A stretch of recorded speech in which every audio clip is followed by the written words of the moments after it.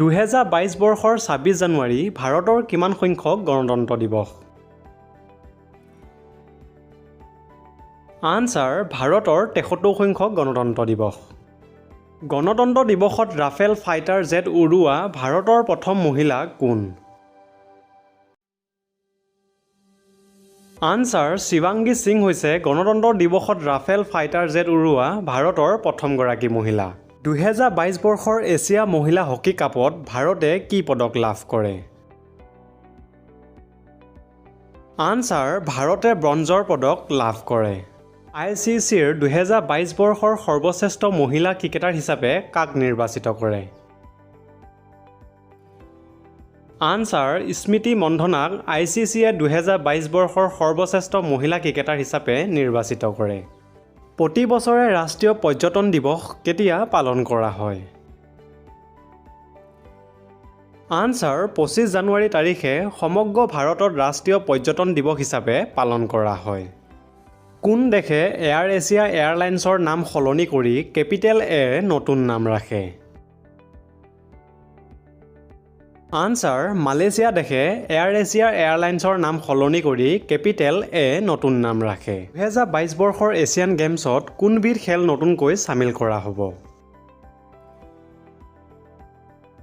Answer T20 cricket 2022 বৰ্ষৰ Asian গেমছত নতুনকৈ চামিল কৰা হ'ব। হিমাচল প্ৰদেশ ৰাজ্যৰ স্থাপনা দিৱস কেতিয়া পালন কৰা হয়? আনসাৰ 25 জানুৱাৰী তাৰিখে হিমাচল প্ৰদেশ ৰাজ্যৰ স্থাপনা দিৱস পালন কৰা হয়। হায়দৰাবাদ সাহিত্য মহোৎসৱৰ অতিথি ৰাষ্ট্ৰ কোনখন? আনসাৰ আমেৰিকা হৈছে হায়দৰাবাদ সাহিত্য মহোৎসৱৰ অতিথি ৰাষ্ট্ৰ।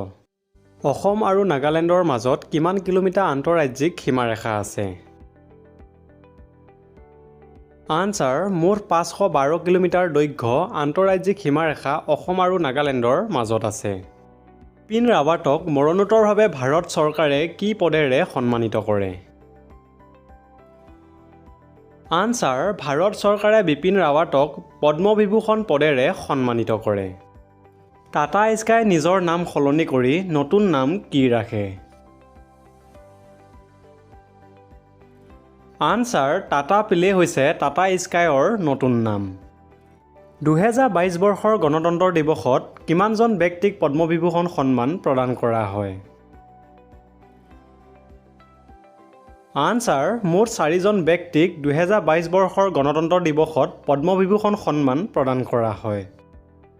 তেলি নীলাপুৰম আন্তঃৰাষ্ট্ৰীয় পক্ষী অভয়াৰণ্য ভাৰতৰ কোন ৰাজ্যত আছে?